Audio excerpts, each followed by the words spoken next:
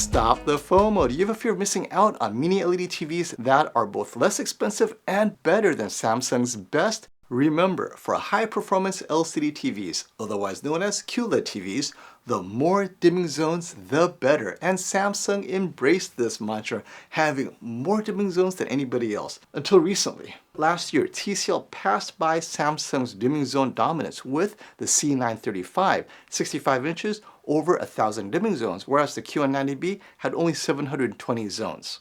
Well, pride being what it is, this year Samsung will not be defeated by TCL. It released the QN95C. Sadly, this lead was short-lived.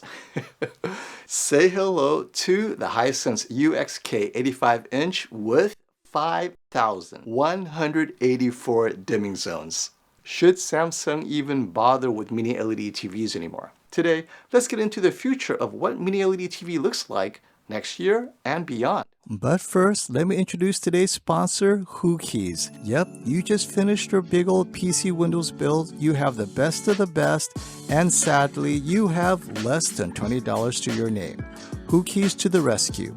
Use my code SF20 and immediate discount. Let's quickly go through the activation process after you've purchased Windows 10 on Whokeys. Go to your Whokeys account and select My Purchased Orders. See your order. To the far right, click on the button that says View Keys Codes to see the Windows CD code. At the bottom of this order where it says Code Card, to the right is the product key you need to activate Windows. So copy this long number, then go to the Windows menu and click on Settings. In the Settings menu at the bottom, select Update and Security.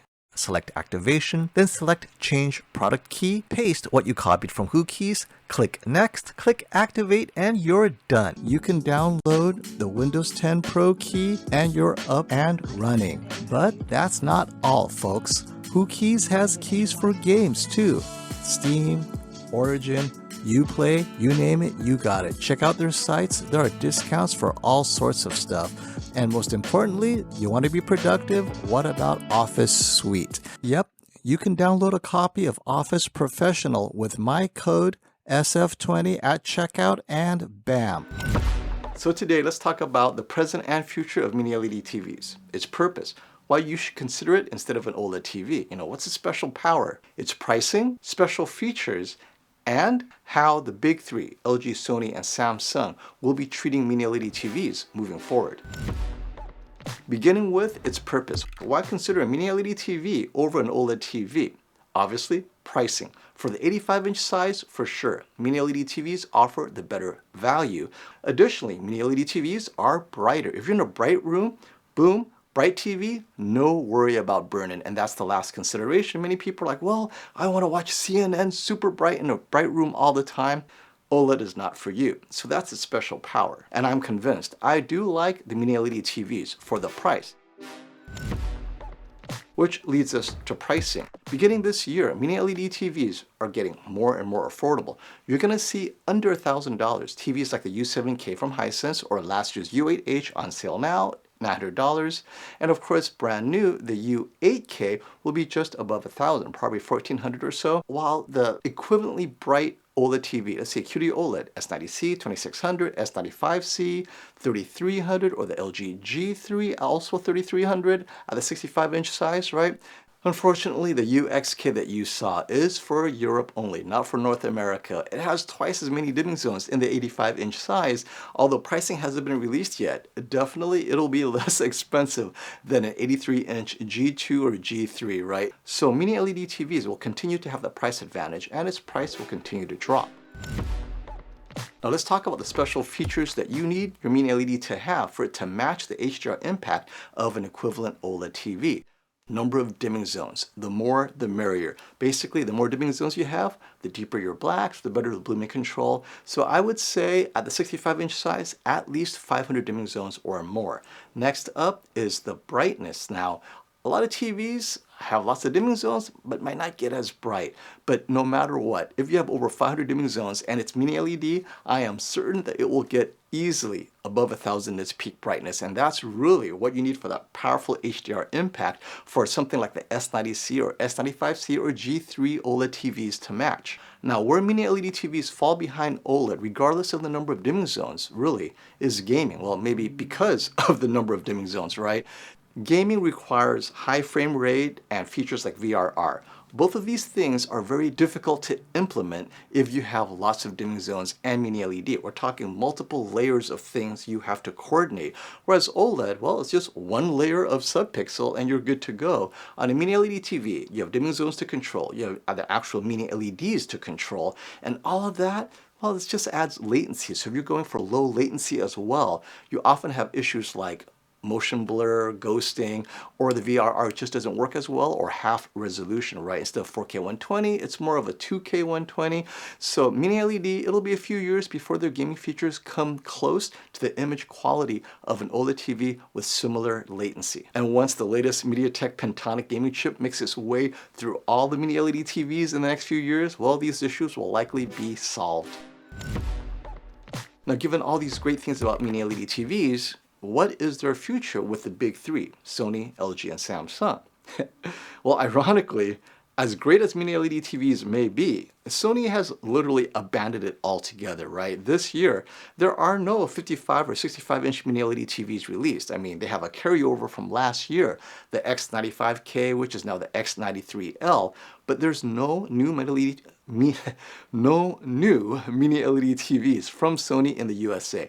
I know the X95L does come in a 65-inch in Japan, but in the USA, non-existent. LG has given up mini LED TVs altogether in the market, in all the markets, right? And Samsung, it's struggling just to keep up with TCL and Hisense, and its pricing is outrageous for a similarly performing TV. And that's the rub, which is for Samsung or Sony or LG to continue pushing mini LED TV performance up and up and up that performance ladder, it's getting way too expensive for consumers because it's hitting up towards the performance of the best OLED TVs. We're talking about the LG G3, $3,300. The S95C, Samsung's QD OLED for this year, also $3,300. And Samsung's best Neo QLED, same size, $3,300.